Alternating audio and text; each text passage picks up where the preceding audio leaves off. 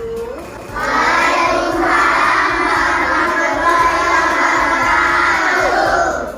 Pada pembelajaran kedua ini, Ibu minta waktunya sebentar sebelum kita melanjutkan materi kita. Kita akan bersama-sama bermusyawarah untuk membuat keyakinan kelas. Seperti yang sudah Ibu jelaskan sebelumnya, bahwa aturan kelas yang sudah terpajang di kelas kita sudah Ibu copot karena itu sudah tidak berlaku lagi. Aturan kelas yang sebelumnya itu dibuat oleh Ibu sendiri dan harus kalian ikuti atau harus kalian mengikuti aturan-aturan yang sudah Ibu buat. Tapi sekarang kita akan membuat keyakinan kelas. Artinya Ibu ingin tahu apa tugas murid di kelas ini seharusnya. Apa yang harus anak-anak Ibu lakukan di kelas ini seharusnya. Jadi nanti dari tugas yang sudah kalian tuliskan di kertas post-it ini nanti akan kita bentuk berdasarkan nilai kebajikan yang 7. Setelah kita bentuk, maka akan terbentuklah keyakinan kelas kita untuk semester ini. Jadi ini nanti anak ibu akan memberikan kertas post-it. Silakan kalian tuliskan menurut diri kalian. Tanya dulu sama hati kalian apa yang harus kalian lakukan di kelas ini. Jangan lupa tulis nama di bawah, tulis kecil saja ya. Untuk sikapnya boleh menuliskan 2. Di bawah itu tertempel, nanti tinggal nempel di atas. Langsung ditulis, nanti kelompok yang udah siap langsung maju ke depan.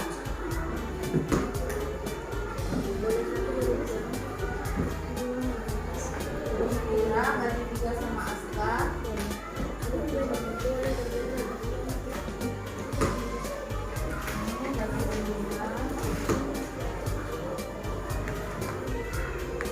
Untuk 6 orang.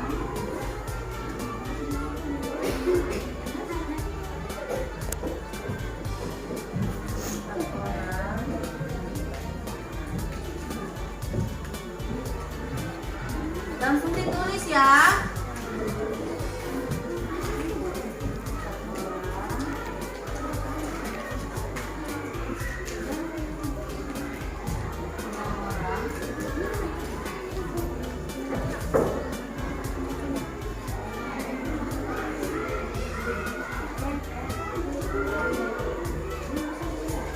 Nah, langsung ditulis. Kelompok 1 sudah siap menulis. Langsung ditulis sikap apa atau apa tugas kalian seharusnya di kelas ini yang menunjukkan sikap positif.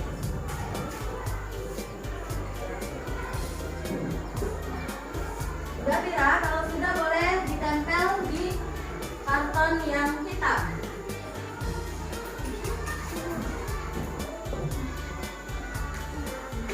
Nah, ayo tertib, jangan merebut ya. Nih, geser sini. Nah, ya. Di bawahnya lanjutkan. Boleh dempetan, dempet dikit, biar muat kawan yang lain nanti.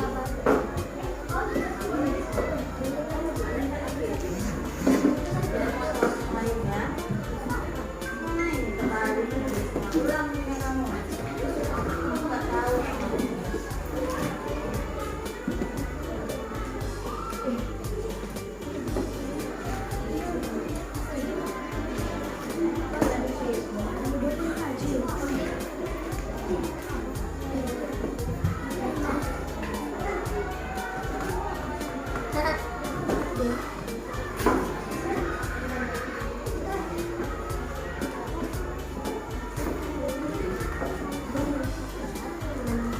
Ayo kelompok 2 udah selesai kelompoknya.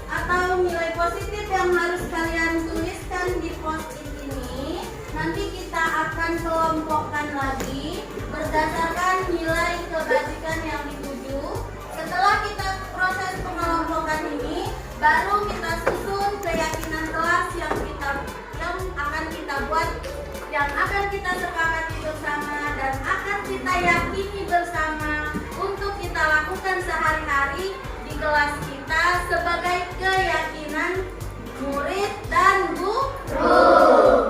Jadi mulai hari ini tidak ada lagi hukuman, tidak ada lagi sanksi, tetapi kita berpegang kepada keyakinan kelas yang sudah kita buat bersama. Kamera. Nah, ini ada yang menulis 1, ada yang menulis 2. Jadi nanti ini kira-kira ada 70 sikap positif yang dituliskan oleh kalian semua, dan ini merupakan keyakinan yang sudah kalian buat dan harus kita sepakati. Baiklah, ini adalah keyakinan kelas yang dibuat oleh murid-murid kelas 5. Nanti setelah ini kami akan melanjutkan mengelompokkan keyakinan yang telah dibuatnya pada nilai-nilai kebajikan yang dituju. Terima kasih.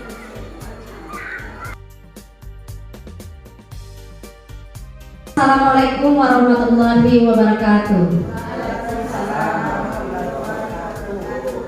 Baiklah Bapak Ibu, di sini kita akan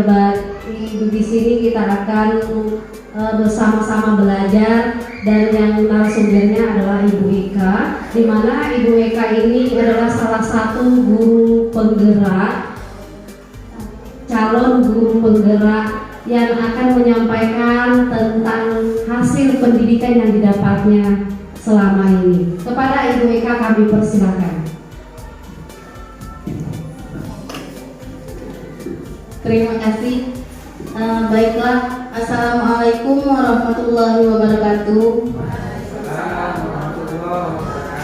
Yang saya hormati Ibu Kepala Sekolah, yang saya hormati Ibu Bapak Majelis Guru, yang pada siang ini telah menyempatkan waktunya bersama saya di sini.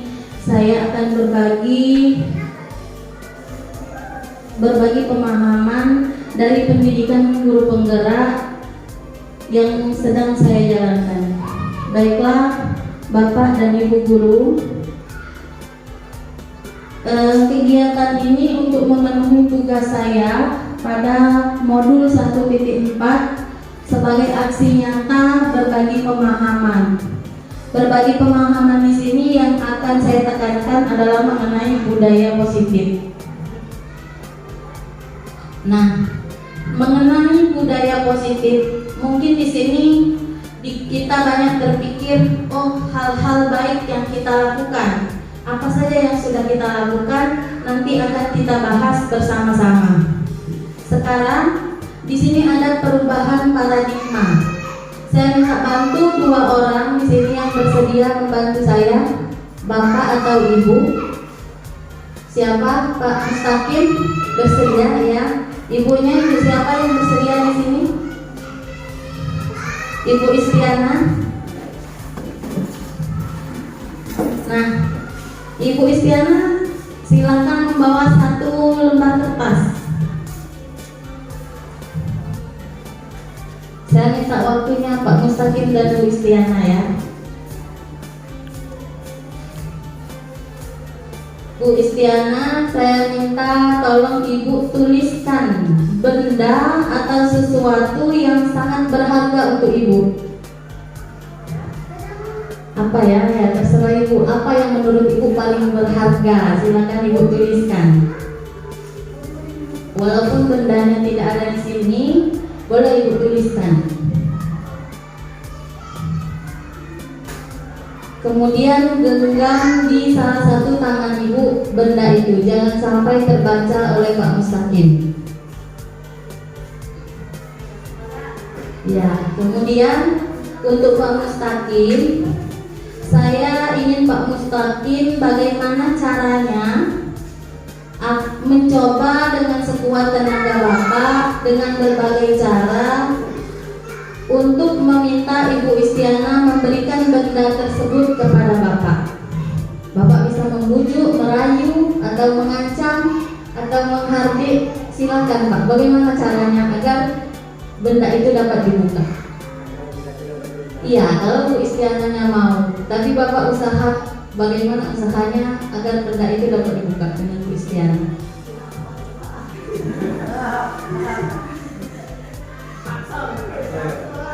Buku banyak lah buku ini. Yang di sebelah ini. Rayu itu. Rayu ya. Sekian kata kali baru dapatnya. Yang kok yang dari buku. Dari buku kan itu saya ngomong itu dibuka. Ya sebelah kanan. Banyak yang ya sebelah kiri kayaknya wajar. Yang kanan ada sebelah kanan. Cari dulu. Oke. Yang ini Bu, ini biar nampak jelas. Sudah nampak lah. Sudah nampak Mas juga. Dari manis tengah. Kayaknya pendek semua lah, kamu buka lah Pak. Gimana Pak Mustaqim? Berhasil nggak Bapak Ibu Pak Mustaqim membujuk Bu Istiana? Tidak berhasil. Oke, silakan duduk. Terima kasih. Nah, apa kaitannya dengan materi kita hari ini Bapak Ibu? Bu Istiana buka dulu tadi apa Bu bacaannya yang berharga menurut Bu Istiana? Tak buat rumah. Rumah, wajarlah gak mau dikasih ke Pak Mustaqim. Nah, budaya positif di sini tadi salah satunya disiplin positif dan nilai-nilai kebajikan universal. Itu termasuk dalam budaya positif yang harus diterapkan di sekolah. Disiplin. Nah, mendengar kata disiplin, apa yang terpikir di pikiran Bapak dan Ibu semuanya? Apa Bu Santi? Mentaati peraturan. Yang lainnya? Nah, kita pelajari lebih dalam lagi mengenai disiplin positif. Dari perubahan paradigma kegiatan yang dilakukan oleh Bu Istiana tadi, siapakah sesungguhnya yang memiliki kontrol pada kegiatan itu? Siapakah yang memiliki kontrol? Bu Istiana tidak mau membuka tangannya. Siapakah yang memiliki kontrol pada kegiatan itu?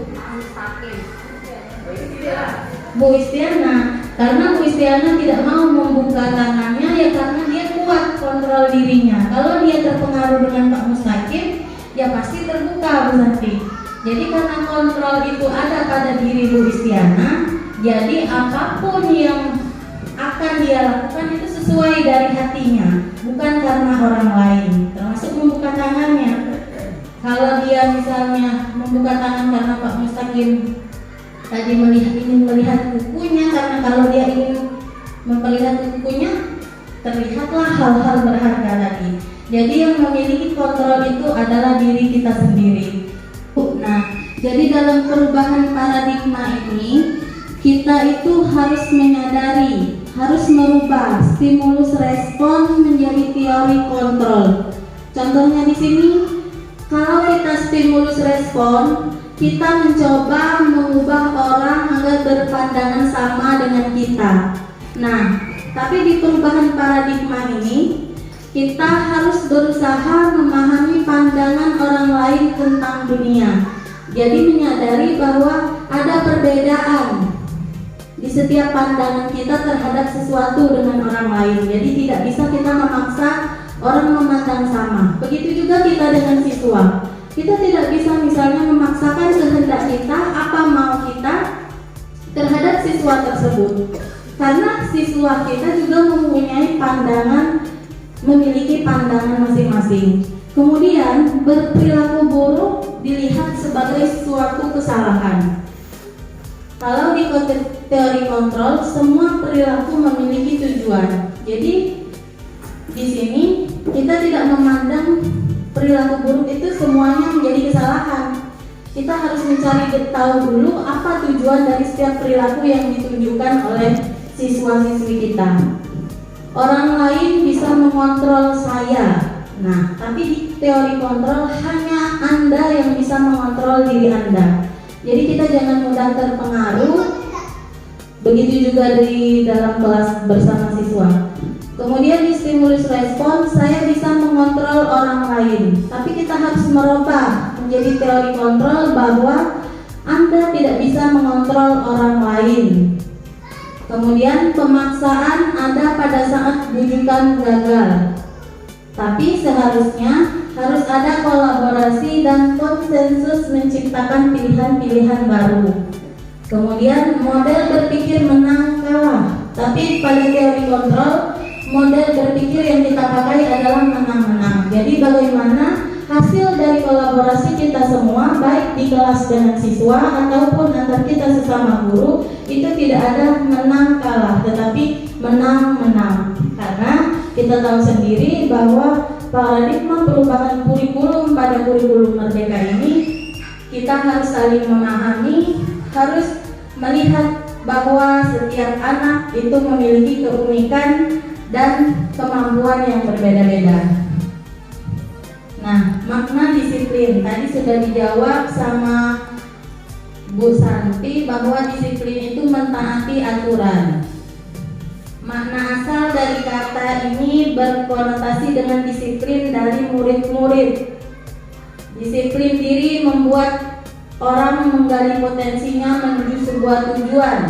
Jadi kita disiplin atau melakukan kegiatan itu tentu mempunyai tujuan tentang apa yang sudah kita hargai. Jadi jika menurut kita itu sesuatu yang sangat berharga, ya seharusnya harus kita lakukan agar kita dapat menciptakan disiplin diri kita. Namun dalam budaya kita sehari-hari yang sering kita rasakan, disiplin itu menjadikan sesuatu dilakukan seseorang pada orang lain untuk mendapatkan kepatuhan. Nah, itu yang harus kita pahami. Jangan kita di sini disiplin karena ada kepatuhan, karena ingin mentaati aturan. Tapi cobalah disiplin diri itu tanamkan dalam diri kita bahwa setiap yang kita lakukan itu menuju sebuah tujuan yang kita hargai oleh diri kita. Jadi bukan karena kepatuhan tadi. Kecenderungan umum adalah menghubungkan kata disiplin dengan ketidaknyamanan. Nah, kalau kita disiplin karena ketidakpatuhan, ya ujung-ujungnya tidak nyaman. Jadi sama-sama kita pahami bahwa kita harus menanamkan disiplin dalam diri kita. Itu menunjukkan untuk mencapai sebuah tujuan yang kita hargai untuk kepentingan diri kita maupun kita di sekolah.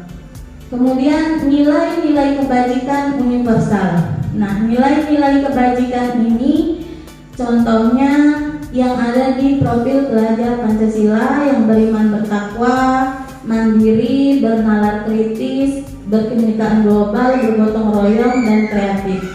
Nilai-nilai kebajikan ini perlu kita tanamkan di kelas karena ini ada kaitannya dengan nanti pembuatan keyakinan kelas yang sudah pernah saya ceritakan sebelumnya. Nah, selain disiplin positif tadi, ada teori motivasi, hukuman, dan penghargaan, kemudian restitusi.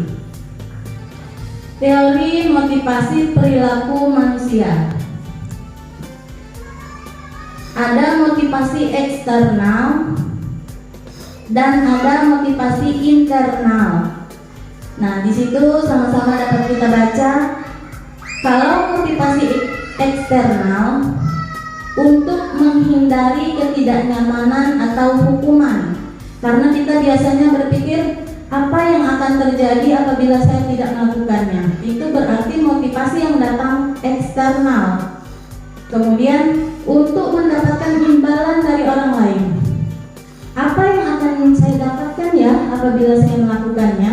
Nah, kalau kita masih pikiran kita seperti itu artinya motivasi eksternal yang kita miliki.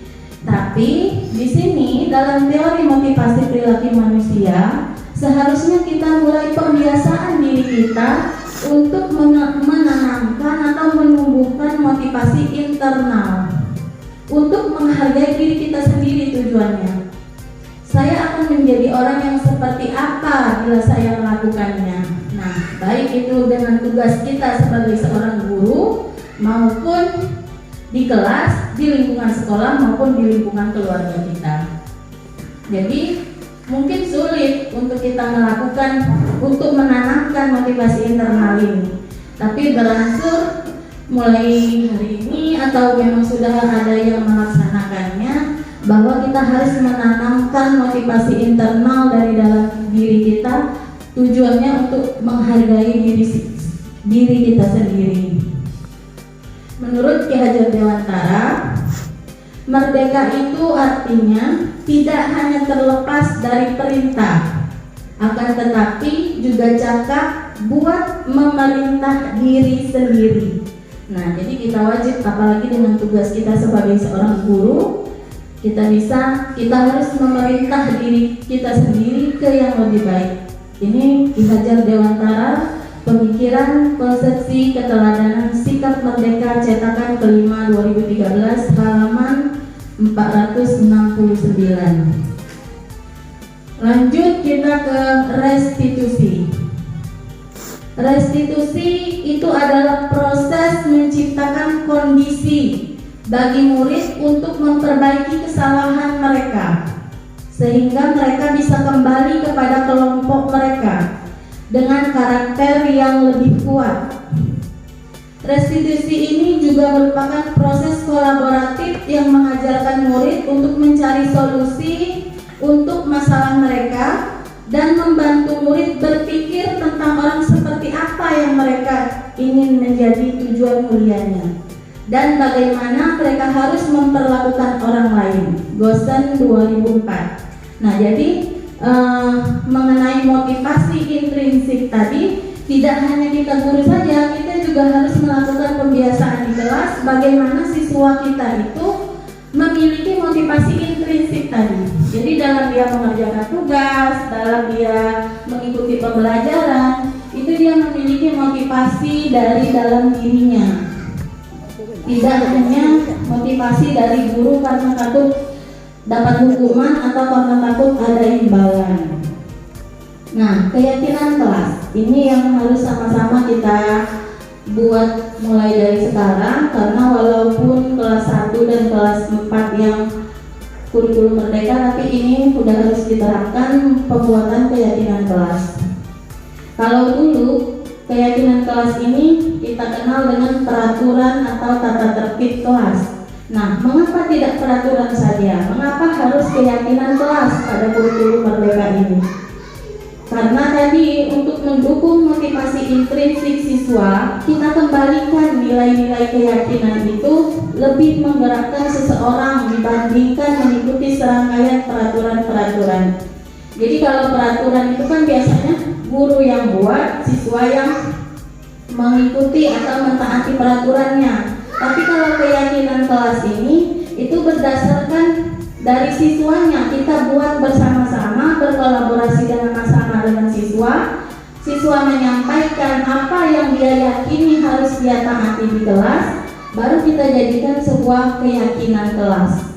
Semuanya dari siswa. Misalnya siswa membuat catatan, tidak boleh makan di dalam kelas, tidak boleh ini. Tapi dalam membuat keyakinan kelas, kita tidak boleh lagi menggunakan kata-kata negatif seperti tidak boleh, jangan, itu tidak boleh. Kita ubah kata-katanya dari kata-kata nilai kebajikan tadi. Misalnya menghargai guru, menghargai orang lain dan diri sendiri. Nah, itu berarti sama dengan contoh sikapnya menghargai guru ketika lagi menjelaskan, atau disiplin, misalnya tidak memakai sepatu ke dalam kelas.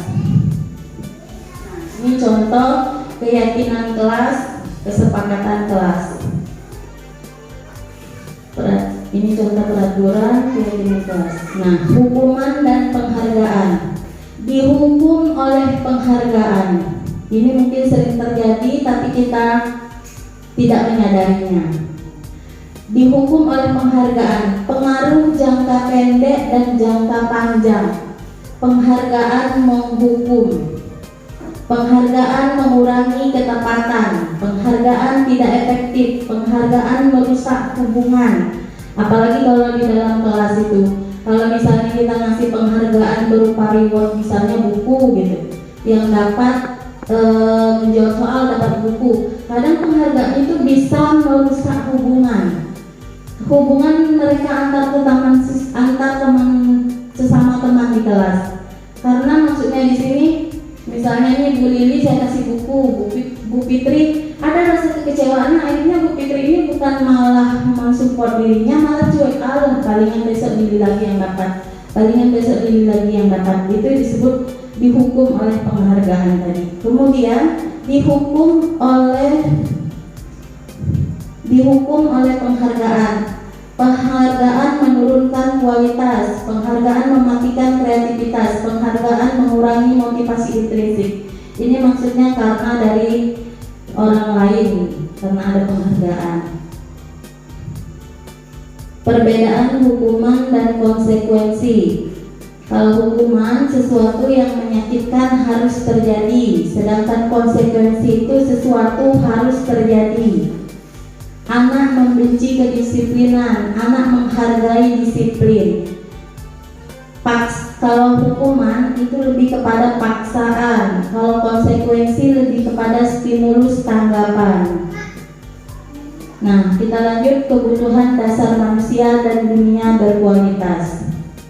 Kebutuhan dasar manusia ini kita analiskan kepada siswa-siswi kita di kelas, bahwa dia memiliki 5 kebutuhan dasar. Yang pertama, bertahan hidup. Yang kedua, kasih sayang dan rasa diterima. Yang ketiga, kesenangan. Keempat, kebebasan. Dan kelima, penguasaan. Jadi kenapa siswa-siswi itu misalnya ada aja masalahnya, mungkin kebutuhan dasarnya tidak terpenuhi. Itu yang harus kita cari tahu, kebutuhan dasar mana yang tidak terpenuhi pada siswa-siswi itu sehingga dia selalu bikin olah.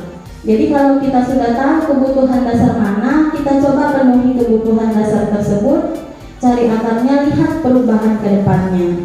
Karena setiap tingkah yang dilakukan oleh anak itu memiliki tujuan tadi. Inilah mungkin karena kebutuhan dasarnya tidak terpenuhi.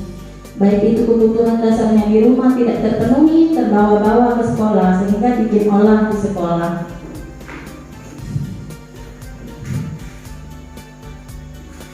Nah, 5 posisi kontrol. Seperti yang video sudah saya pernah bagikan ke Bapak Ibu, kita sebagai penghukum, apa pembuat merasa bersalah, apa kita ini sebagai teman bagi siswa, atau kita sebagai pemantau, atau kita sebagai manajer. Kemarin kita sudah lihat videonya, mana yang paling baik di situ? Sebagai manajer. Karena kalau kita sebagai penghukum, hasilnya kemungkinan murid marah dan mendendam atau bersifat agresif. Itu kalau kita memberi hukuman. Memang mungkin kita merasa puas sudah menghukum, tapi hasilnya tidak baik kepada anak murid. Kemudian kalau kita sebagai pembuat merasa bersalah, hasil yang didapatkan oleh murid kita, murid akan merasa bersalah telah mengecewakan ibu atau bapak gurunya. Murid akan merasa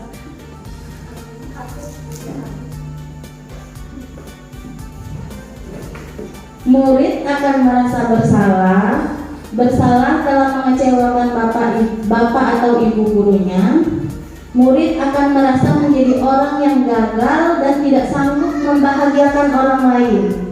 Kadangkala sikap seperti ini lebih berbahaya dari sikap penghukum, karena emosi akan tertanam rapat di dalam diri murid menahan perasaannya. Jadi mungkin kadang kita, kamu lah, ibu udah payah-payah gini, tapi kamu malas nggak buat PR. Ibu udah jelasin kemarin, tapi kamu malah ini. Nah, itu namanya kita membuat anak merasa bersalah, tapi hasilnya tidak baik bagi murid kita. Kemudian sebagai teman, murid akan merasa senang dan akrab dengan guru. Ini termasuk dampak yang positif. Hanya saja di sisi negatif, murid menjadi tergantung pada guru tersebut. Bila ada masalah, dia merasa bisa mengandalkan guru tersebut untuk membantunya dan belum tentu berlaku yang sama dengan guru atau orang yang lain. Jadi kalau kita menerapkan posisi teman, misalnya Ibu Fitri di kelasnya selalu memposisikan muridnya sebagai teman. Ketika Bu Fitri tidak sekolah digantikan dengan guru lain, mungkin anaknya merasa asing, tidak bisa oh kok ibu ini tidak sama kayak Bu Fitri ya, gitu. Nah, jadi itu dampak positif dampak negatif dari posisi teman. Kemudian posisi pemantau, hasil yang kita dapatkan pada saat kita melakukan peran sebagai pemantau, murid memahami konsekuensi yang harus dijalankan karena telah melanggar salah satu peraturan sekolah. Guru tidak menunjukkan suatu emosi yang berlebihan, menjadi marah atau membuat merasa berbuat salah. Kemudian manajer, hasil yang kita dapatkan, murid sudah mengetahui adanya suatu masalah dan sesuatu perlu terjadi. Pada posisi manajer, guru akan mengembalikan tanggung jawab pada murid untuk mencari jalan keluar permasalahannya, tentu dengan bimbingan guru tadi.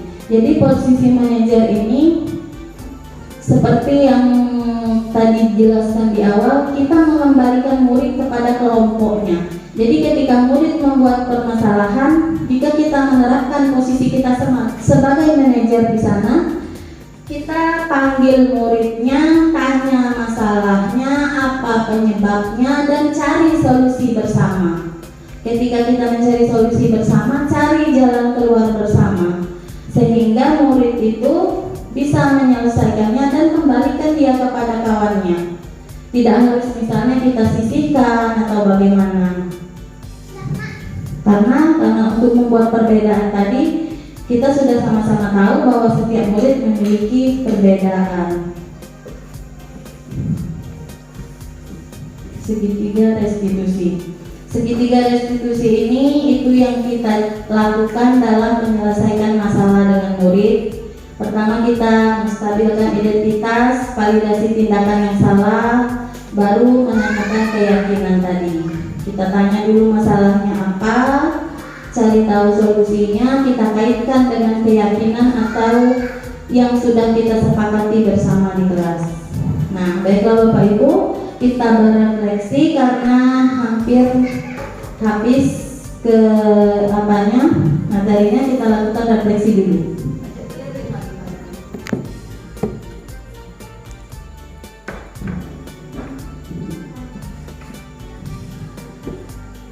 Segala sesuatu dalam hidup itu pilihan, ya benar, pilihan Bapak Ibu. Siapa yang memilih pilihan itu? Diri sendiri. Jadi pilihan kita menjadi guru pun itu diri sendiri. Begitu pula untuk belajar atau tidak, itu adalah pilihan.